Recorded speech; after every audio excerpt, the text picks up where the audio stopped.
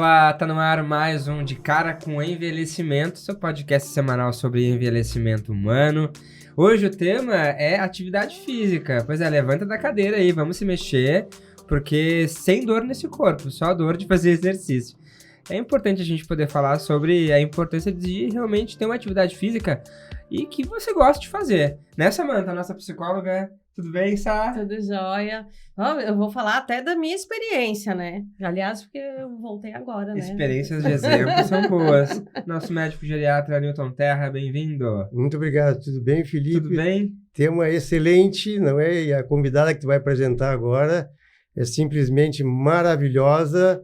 Tu vais apresentar uma profissional de educação física das mais respeitadas nesse país quando se fala de atividade física no processo de envelhecimento. Eu me sinto muito honrado com a presença dessa profissional que vocês convidaram. Nós estamos todos honrados aí do teu lado. Clarissa Biel-Printes, nossa educadora profissional de educação física e também doutora em gerontologia biomédica. Que bom que tu tá aqui, obrigado pela presença. Eu que agradeço esse convite tão honrado, feito por essa equipe maravilhosa, Felipe, Samantha, Dr. Newton Terra, meus amigos, professores, né? Tenho aqui a honra de ter sido aluna do professor Terra, na disciplina de geriatria preventiva, que muita gente conversou dentro da disciplina sobre o exercício físico, né? Então, fico muito feliz de trazer essa pauta no programa, compartilhar com vocês aí alguns saberes, algumas informações, né? Dar orientações. Acho que é uma oportunidade muito rica. Muito obrigada. Eu acho que a gente já passou da hora de falar sobre a atividade física apenas para nossa questão corporal, assim, da beleza, da estética, né? Tá comprovado na ciência que é para a saúde da mente e para a gente poder, inclusive, ter uma velhice com mobilidade e poder até levantar da cama e fazer atividades simples no dia a dia.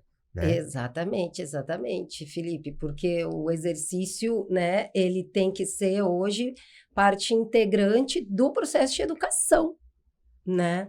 Então, acho que preparar a velhice, ela não começa a ser preparada quando se está já no estágio etário, vamos dizer assim, né, da velhice, ou ali na fase adulta, a velhice, ela deve ser organizada, né, e preparada e educada já desde a infância. Então, hoje o programa, até o Programa de Educação Nacional de Educação Física, ele já tem essa preocupação de desenvolver esse conhecimento dos jovens, né, dos adolescentes se preparando para entender que exercício está relacionado com a saúde, que isso vai ter impacto, né, lá na frente, né, para que a gente tem que preparar uma longevidade ativa, né? E para além também do simples, por exemplo, jogar futebol é bom também, quem gosta, jogar vôlei, mas acho que para além disso também. Eu ia perguntar assim, o que engloba, Clarice, né, as atividades físicas? Bom, assim, para pensar, porque a gente vai ir problematizando aí, falar sobre os grupos, sobre o pertencimento, enfim. Primeiro, eu acho que primeiro a gente pode fazer, assim, discernir, assim, os conceitos, né, rapidamente, assim, né, que a atividade física, ela tem um conceito amplo, e ela diz respeito a qualquer movimento do corpo humano, né, que resulte em dispêndio energético acima dos níveis de repouso, né, isso é mexer-se. É atividade física, não estar na condição sedentária, sentada e em repouso, né?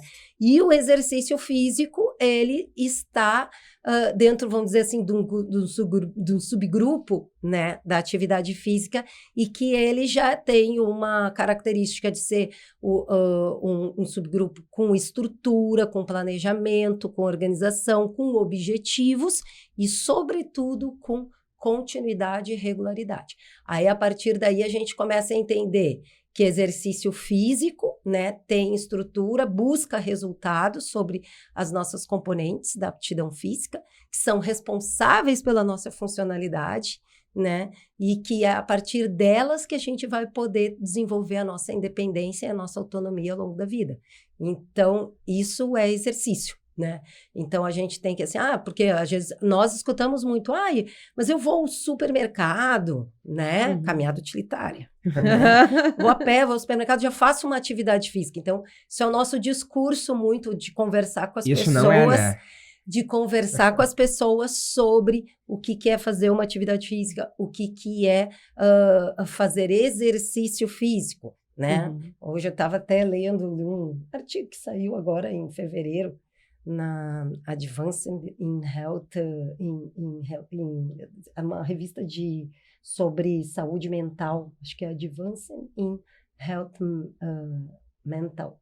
Agora não lembro bem ali o nome da revista, e estava falando sobre essa questão aí do uso das atividades de lazer, né? Das atividades de lazer na condição sedentária, né? Uma atividade de lazer de condição sedentária é assistir televisão, né? Assistir uma série e tal.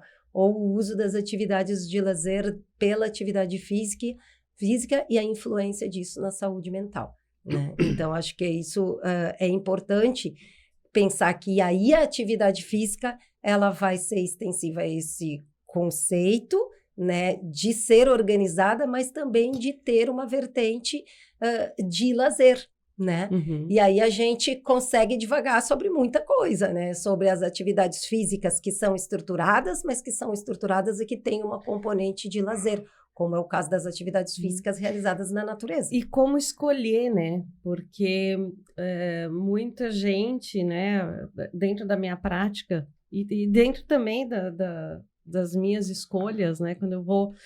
o que compreende essas escolhas, né? A gente vai até uma academia, a gente vai até um grupo, qual que é essa receita quando a gente fala 60 a mais? Isso é muito... A gente está falando de prevenção, tem bastante coisa, né? Acho que antes da Carissa responder, eu só ouvi o Terra, porque falando sobre o homem idoso. Trago um exemplo, assim, meu avô, Antônio, tá com 90 anos, beijo pro vô lá em Bagé. O vô tá com um processo... Bagé. O vô tá num processo de envelhecimento que tá muito difícil. Ele tá com o início de demência e ele tá com muita dificuldade de se locomover. Ele não tem forças nas pernas, ele não consegue caminhar e ele precisa ser carregado. E a gente vê uma fraqueza muito grande nas pernas dele. E ele mora numa casa de 2 andares, ele tem que subir escada e tem que descer essa escada. A gente já se arrepiou, né, Terra? Aqui. É muito triste ver e é dolorido ver o quanto ele não consegue, Terra, andar. Ir do banheiro até o sofá. A gente, o homem, né, tem uma facilidade para fazer esporte, para jogar bola, né? Até o corpo da gente parece que é preparado mais para isso. Ou não, me corrija. Bom, é muito triste você vendo a perda de até autonomia, né? E para o homem perceber isso, ele fica dependente totalmente. Eu comentava, Felipe, num podcast anterior, que eu não lembro quanto, sobre a importância do tratamento não farmacológico de algumas doenças. O exercício físico, que a Clarissa já diferenciou de atividade física, o exercício físico feito regularmente está relacionado com a prevenção, o tratamento e a reabilitação da maioria das doenças que incidem na velhice. Eu te diria que praticamente todas se beneficiam, não é, desse tratamento não farmacológico. Bom, claro que, já foi comentado também, o tipo de exercício, a duração, a frequência e a intensidade vai ficar a cargo do idoso com a profissional de educação física. O que nós fazemos? O que chamamos de avaliação pré-participação. O que é uma avaliação? E todo mundo que está nos escutando, grave bem isso, porque é obrigatório fazer uma boa avaliação clínica, de preferência cardiológica e ortopédica, entre outras, para ser liberado. Então, eu, como médico, libero o paciente para a professora Clarissa com um atestado dizendo que ele é portador tal doença. Claro que eu não sei o caso do avô, mas tem uma das doenças chamada de sarcopenia, que está intimamente relacionada com o sedentarismo, com a falta de exercício. E é comum. Não estou nem que seja o caso do pai que está com 90 anos. Mas o que eu faço com o nonagenário? Vou fazer avaliação clínica, vou encaminhar para o profissional de educação física e ela que vai fazer a prescrição do melhor exercício para tentar melhorar a marcha do avô. Ou como é que é? Porque o avô está ficando dependente já de algumas situações, está caminhando com dificuldade. E a professora Clarissa é que vai fazer o tratamento de acordo com as doenças do avô, de acordo com, enfim, com as condições de saúde. Qual o melhor exercício que ele vai fazer para tentar melhorar esse sintoma? Ele nunca se exercitou. Agora, vida, essa coisa do realmente. esporte, não quer dizer, o esporte, eu olho vejo com muito bons olhos quando os idosos praticam vôlei, futebol, o câmbio, aqui tem um time de câmbio hoje muito tem legal. Karatê, esgrima, idosos praticando. Ótimo, excelente. Uma coisa importante também que se diga, a idade não contraindica a realização do exercício físico. Não é não contraindica. Eu posso estar com 90, 100 anos e posso fazer. Eu posso ter 30 e não poder fazer. Não é a idade cronológica que vai determinar se eu posso. E outra, os benefícios são os mesmos ou até melhores na velhice. A hora que eu incorporo. E quem está nos assistindo e que está pensando em ter um envelhecimento bem-sucedido ou se tornar um longevo, obrigatoriamente tem que incorporar um programa de exercícios, esse regular, contínuo, planejado, sistêmico, até na sua missa de 7º dia. Olha só. Ou até 10 dias depois de morrer. Não pare. Porque, segundo os maiores gerontólogos e geriatras do planeta, Felipe, o que mais se aproxima da fonte da juventude, o elixir da longa vida, é o quê? A prática regular de exercícios e alimentação equilibrada. Deixa eu só fazer uma correção na minha fala. Eu me expressei errado, né? Eu estava falando sobre o homem, e eu acabei querendo falar da questão do homem estar mais preparado para atividade física. Eu não quis dizer isso, porque a mulher também é preparada, o corpo da mulher também é preparado para fazer atividade física. O que eu quis dizer é que culturalmente o homem é colocado nesse lugar de que ele é mais forte, de que ele tem que ser mais independente, que nesse lugar que ele se coloca, o meu avô no caso, que vem de uma outra geração, para ele se ver nessa situação de dependência das filhas mulheres, é muito complicado, né? E aí é uma questão emocional também, mas acho que é importante tu mencionar isso também, dessa questão do corpo Felipe, preparado. Quero aproveitar aí esse gancho aí que ele fala sobre essa questão aí de gênero, de sexo, né? Porque, assim, existe, né, pronto, todo um resgate de histórico, né, do esporte, vamos lá ver, né, com as questões culturais de gênero lá para trás, década de 50 e tal, que a mulher não deveria de fazer e homem que deveria de fazer e tal, né? O que acontece... É o futebolzinho, né, cultural. Hoje, o que a gente vê e que é um grande desafio para nós em programas de atividade física, de fato, é a participação do homem. Nossa. Tá? Então, é assim, ó, o homem hoje, a proporção dele frente ao sexo feminino em participação de programas de atividade física direcionados para pessoas idosas, a proporção dele é muito inferior, mas é muito menos que a metade da participação feminina, né? E isso responde muito às condições que a gente vai vendo lá na frente, da fragilidade do homem se tornar mais frágil, que é o caso do teu avô, mais precocemente, né? Ele sofre mais dos efeitos do desuso, do sedentarismo, né? Que aí isso vai tendo implicações na independência dele, na funcionalidade dele. Responde acho que os maiores números de consulta, maiores números de hospitalização, né, até, dos homens, né? Porque as mulheres são mais preventivas, né? A gente começa a conseguir ter empiricamente, né, deduzir observacionalmente essas condutas, né? As mulheres são mais preventivas, as mulheres fazem mais exames, as mulheres acompanham mais, vão mais às consultas, se controlam mais. E isso a gente vivencia de fato na prática, para quem está na prática, o meu caso eu estou na prática e estou mergulhada dentro da teoria, consigo acompanhar bem dentro isso tudo.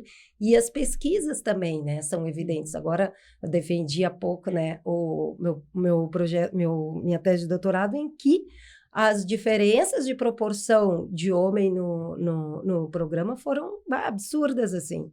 A gente ali com 80% de diferença. Que elementos podem ser esses, Clarissa, pra gente pensar assim, esse homem ele não acha importante, não acha interessante, tem vergonha? Então, Felipe, essa aí é um grande questionamento social para se trazer, né? Acho que pega aí uma interdisciplinaridade importante dentro da gerontologia e da geriatria para entender o que leva, né, essa pouca tendência deles se engajarem nos programas. Então, começa a trazer assuntos como é importante ter programas que aí vem aquela pergunta da Samantha no início, né? Onde, né, que eles podem fazer atividade que promova o que nós chamamos de vínculo. O mais importante para te conseguir desenvolver uma cultura, uma regularidade, tu tem que provocar o sentimento de pertencimento naquele local. E muitas vezes uma academia normal, né, ela não tem os pares das pessoas lá.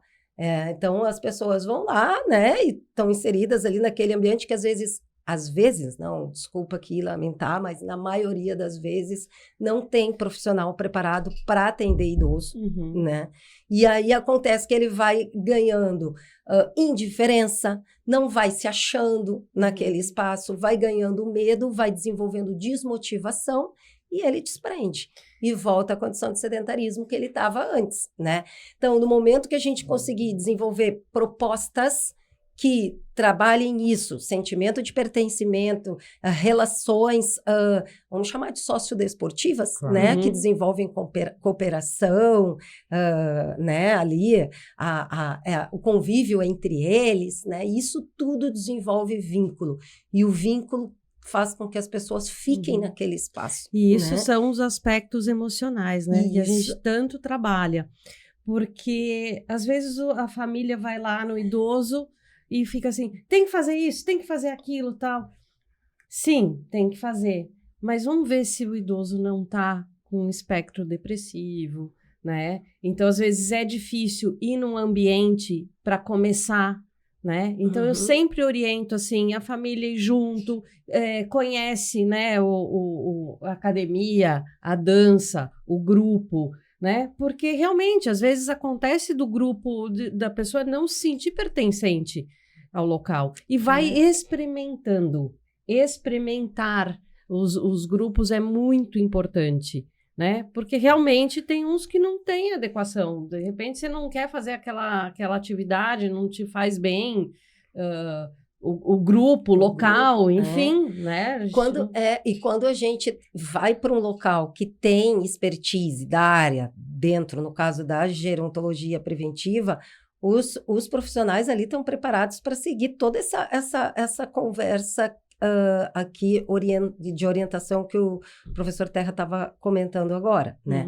Nosso primeiro passo com o idoso, ainda que não seja uma lei, né, aqui regulamentada aí pelo CREF, que tem que ter o atestado médico para a prática de atividade física, né? Nós trabalhamos, né? Quem entende, né, da área tem essa consciência da importância do atestado médico com, né, a liberação para poder fazer prática de atividade física pelas condições principais, cardiológicas, ortopédicas, né, e entre outras. A gente tendo essa informação contribui muito para a gente partir para o processo de avaliação física, né, que a avaliação física envolve, né, toda a questão do conhecimento do estado clínico, estado de saúde e os testes de desempenho de funcionalidade, para aí a gente conseguir fazer a melhor prescrição de exercício, né? Daí a gente chama isso de periodização, que aí tu vai poder trabalhar periodização na musculação, que a musculação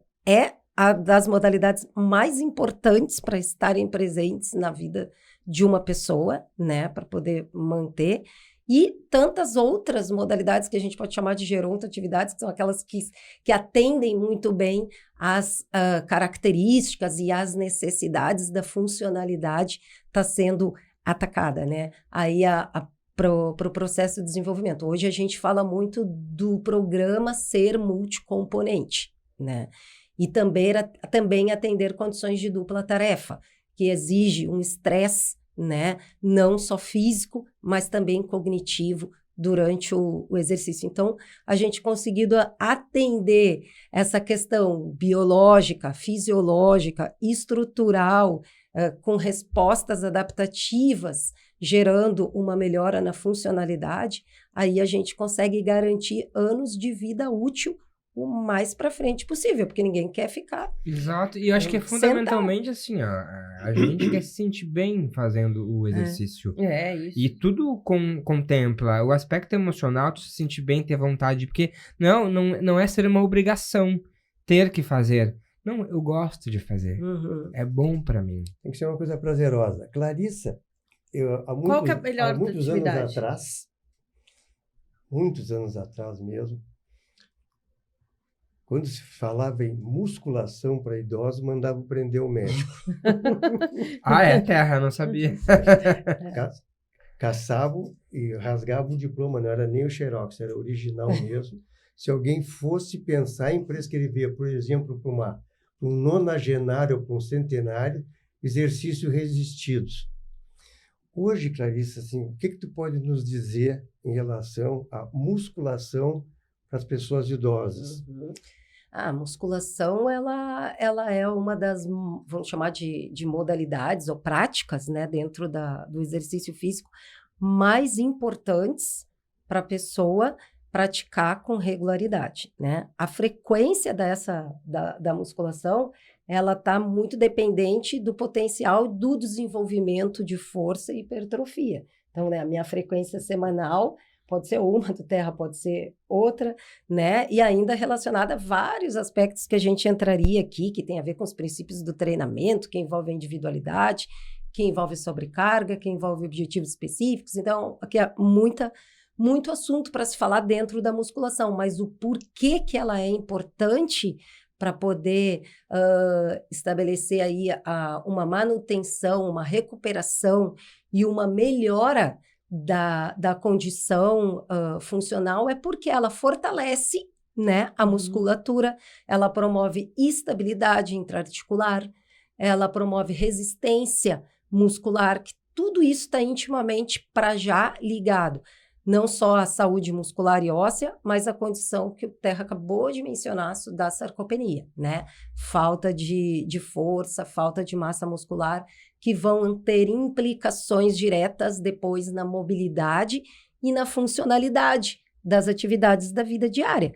Então, a musculação, por ela permitir uma prescrição de exercício individual, por a gente ter os equipamentos que normalmente, né, eles estão fabricados ergonomicamente para conseguir tu teres uma boa postura ali quando tu senta, poder localizar naquela musculatura, né? Então, isso tudo facilita as pessoas poderem realizar o exercício físico, principalmente para quem é novato na atividade física, ou que nunca teve uma experiência então a gente de atividade física. Pode começar pela academia, então.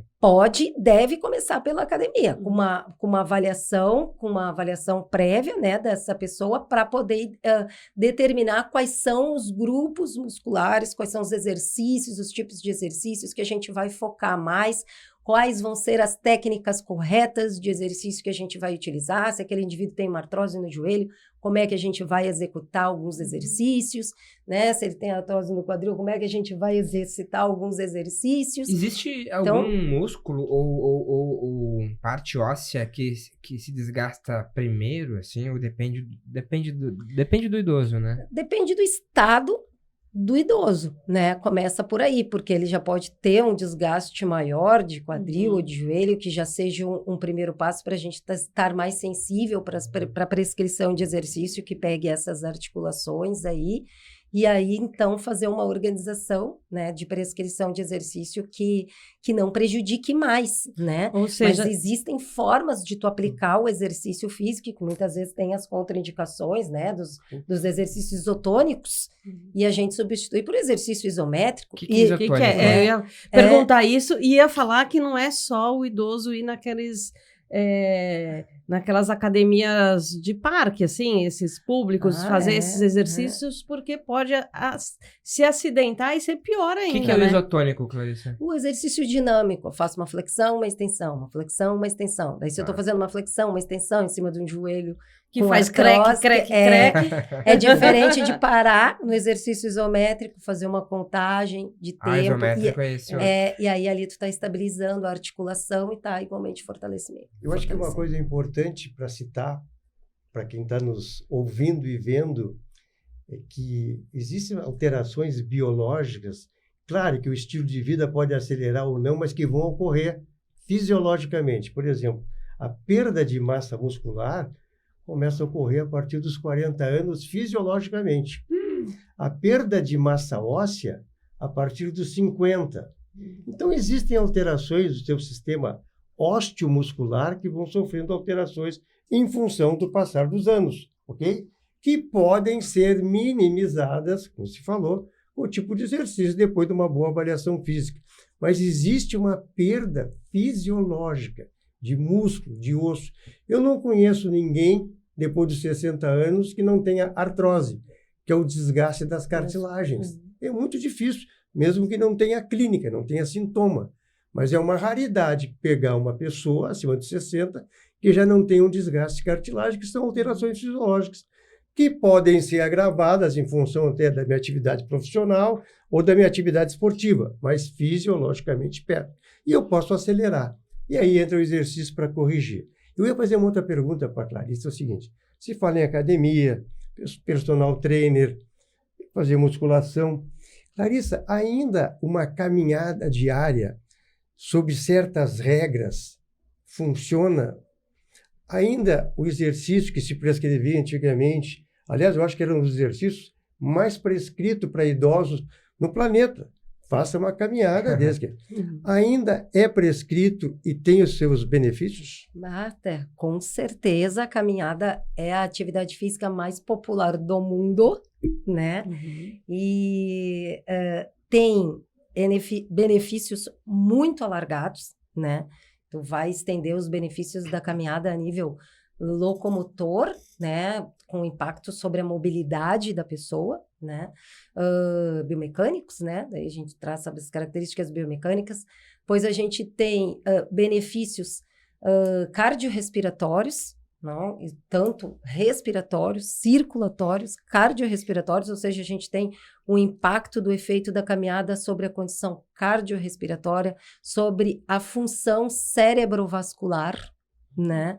Então é importante lembrar que o cérebro é dependente de oxigênio e de glicose para funcionar e que quem leva esses nutrientes para o cérebro é o sistema circulatório. Então, é importante caminhar para mover essa quantidade de nutrientes para o cérebro, para ele poder sofrer as adaptações importantes cerebrovasculares, todos os mecanismos fisiológicos ali, né? Integridade cerebral, fatores de função de neurotransmissores, de neurohormonais, neurotrofinas, próprio volume do cérebro melhora com a prática da atividade da caminhada. Isso está demonstrado em estudos, gente, com mais a gente já pode falar mínimo de tempo? De 20 anos para cá, assim, estudos fortes falando sobre isso. E todos os efeitos indiretos do exercício que a gente vai trazer, que são efeitos que vão desenvolver, se tu desenvolve uma caminhada solitária, né, uma coisa, desenvolve uma caminhada acompanhado, tu tem aquela relação, tu trabalha uma sociabilização também com quem está na tua companhia, e isso então acaba atendendo aí de forma bem alargada os benefícios da caminhada. E só para fechar um pouquinho esse assunto da caminhada que o professor Terra puxou e que é bem interessante, a gente publicou em 2016 na Pajar um artigo com os dados secundários da PNS de 2013, né? E ali dizia que a modalidade de atividade física, né, mais frequentada e a mais preferida dos idosos jovens e dos idosos longevos é a caminhada. E a caminhada, ela é uma atividade muito fácil de tu manipular ela dentro das atividades. Tu pode ter uma caminhada que tu vai prescrever lá na academia, na esteira, Sim. ou tu vai orientar uma caminhada num parque, ou ela vai ser parte integrante de modalidade, como foi lá no caso do projeto, que a caminhada ela está inserida na atividade de trilha, ou de orientação. Não, a gente vê hoje mais recorrente as uma... pessoas na caminhada. E é também, para quem não tem, isso não é desculpa não fazer atividade física, porque acaba, não tenho dinheiro para academia, não sobra isso e tal, mas você consegue pelo menos caminhar, né? Isso a gente pode deixar também. Pra ter, corrige postura, melhora a resistência que falei. Para ter efetividade, para essa caminhada funcionar, não é ir no mercado ali na esquina, mas o mínimo de tempo para essa caminhada funcionar, meia hora, 1 hora de caminhada. Assim, aí vem aquela conversa de novo, né? Tudo depende do estado que a pessoa vai estar começando, né? Então, a indicação, assim, ó, o que é? A atividade física, ela sempre é considerada quando é algo que tu faça continuamente pelo menos 10 minutos. Aí começamos com o tempo baixo, né? Mas então, até quando a gente aplica o questionário de impacto de atividade física nas pessoas, tu só considera tudo que a pessoa faz acima de 10 minutos, senão tu desconsidera, né? Aí, a partir daí, a gente fala sobre as recomendações de duração, né, do exercício. Então, a duração do exercício, ela pode variar aí, ser fracionada, pelo menos 10 minutos, dependendo das condições, até em 3 vezes, 2 vezes ao dia, se a pessoa tiver uma condição, tipo a situação do avô, do Felipe, que ele pode começar com fortalecimento, depois introduzir... A fracionada também tem valor? A fracionada também tem valor, mas a tendência é fazer ela... Com frequência, mas tornar-se contínua. Ela é uma precursora de ir tornando ela contínua, né? Eu tive a oportunidade de trabalhar no Centro Nacional de Medicina do Esporte, em Lisboa, e a gente trabalhava muito com a reabilitação cardíaca lá dentro, e a gente trabalhava com caminhada fracionada, promovendo ela uma caminhada contínua. Então, a gente vai aumentando o tempo da fracionada até ela tornar-se contínua, né? Clarissa, deixa eu te fazer, antes que encerre o programa aqui, eu tinha recebido da Sociedade Brasileira de Cardiologia, acho que dos últimos guidelines, em que eles sugeriam, inicialmente, 150 minutos. Terra, só fala mais um pouquinho perto do microfone. Perdão. Isso. Perdão. Sugeriam em torno de 150 minutos de exercícios aeróbicos por semana, isso falando em prevenção de doença cardiovascular. E depois esse número passou para 300 minutos, passou de 150 para 300 minutos por semana. O que tem aí, genericamente falando, sem detalhar, o idoso às vezes pode... Não. Genericamente falando, o que se sugere hoje, não só para a prevenção das doenças cardiovasculares, se tu pudesse dar uma sugestão, um conselho para quem está nos vendo, olha, o ideal seria uma caminhada de X minutos, tantas vezes por semana, exercícios resistidos tantas vezes por semana. Se tu pudesse... Genericamente falando. Recado final para a gente, ó. Recomendação geral. Assim, o que o professor Terra traz, né, são as orientações do OMS, também orientações do ACSM. Então, assim, realmente, 150 minutos por semana era o mínimo para preservar, né, de vir a desenvolver... De aeróbicos. De exercício aeróbico para vir a desenvolver doenças crônicas não transmissíveis, né? Mas hoje em dia está mostrado que quanto mais, melhor, né? Quanto mais fizer, melhor. Por isso, idealmente, realmente, seria investir 300 minutos semanais. Idealmente, isso é o sonho de consumo de saúde pública, né? Investimento de 300 minutos de exercício aeróbicos semanais, né? Distribuídos ao longo da semana. Para a pessoa idosa, a recomendação de exercícios de fortalecimento muscular é 2 a 3 vezes por semana, né? As 2 vezes por semana já é uma dose muito boa, complementando com a semana de exercício aeróbico, complementando com exercícios que desenvolvam outras características neuromotoras, como o equilíbrio, que é fundamental, fazer parte do programa, a flexibilidade, a coordenação, porque isso tudo é o conjunto do desempenho físico da pessoa nas suas atividades diárias, né?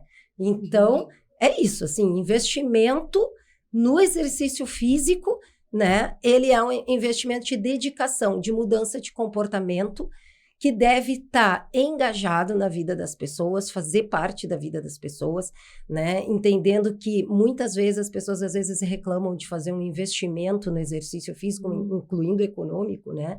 E às vezes a gente compara que às vezes uma medicação arrítmica é R$200, uma academia tu pode pagar às vezes 100, né? Então quer dizer assim... O mais difícil é começar. O mais difícil é começar e continuar.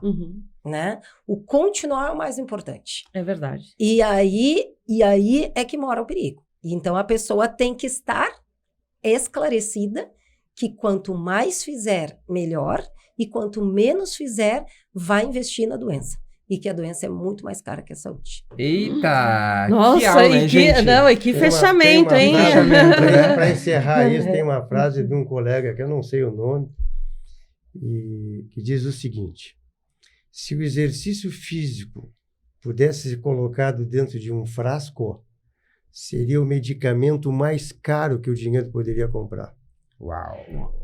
Me desculpem as farmácias e os medicamentos, gente. Não esqueçam. Aí, ó, o melhor remédio é o exercício físico, a atividade física. Clarissa, Bia, o Prints, muito obrigado por ter vindo aqui. Que aula pra gente, pra quem tá nos acompanhando. Obrigada, uma honra recebê-la aqui. Muito obrigada foi excelente a companhia e a oportunidade. Espero ter contribuído aí para a audiência. Com certeza. E a gente, né, disponibiliza aí as redes sociais da Clarissa para quem quiser acompanhar também o trabalho dela. Tá aí no vídeo para você poder acompanhar e acessar. E antes de encerrar, não menos importante, né, vamos divulgar mais uma vez o livro do nosso querido Newton Terra, aqui, ó, Estratégias para Retardar o Envelhecimento. Terra, é um livro que... Será que tem atividade física aí? Eu tava folheando aqui, tem muita coisa bacana. Desde fragilidade, tem até ansiedade, direção veicular, é uma bíblia. Imagino que não vai ter tema pra cá, né? O objetivo da publicação era o seguinte: chamar a atenção da população das doenças que mais matam e incapacitam os idosos. Então, eu ressalto, dou uma maior ênfase para as doenças cardio- e cerebrovasculares, para as neoplasias, para a pneumonia, para a osteoporose, para as demências, para a depressão, para o diabetes, enfim. Esse é o grande objetivo. Claro, tem 250 páginas, né? Os temas os mais variados, mas se eu tivesse assim, que reforçar e chamar a atenção da nossa audiência, seria para a prevenção das doenças que mais matam e incapacitam os idosos. E aí, tendo uma linguagem assim, nada técnica. Bem acessível. Para facilitar a leitura. Para todo mundo esse livro, então, para todas as idades. E a parte de atividade física, evidentemente que tem a colaboração da doutora Clarissa. Eba! Então, ó, para adquirir o livro, tá? Para comprar, ele tá na livraria Cameron, no Shopping Total, que fica lá na Cristóvão Colombo, e também na livraria Espaço Cultural do Prédio 41 da PUC-RS, tá bom? Adquiram esse livro, hein? Vale a pena. Newton Terra é fonte confiável, né? Por isso faz parte daqui de Cara com Envelhecimento, porque aqui ficar de cara... Pode. Nos sigam nas redes sociais no @decarapod e a gente se vê no próximo episódio. Tchau, gente.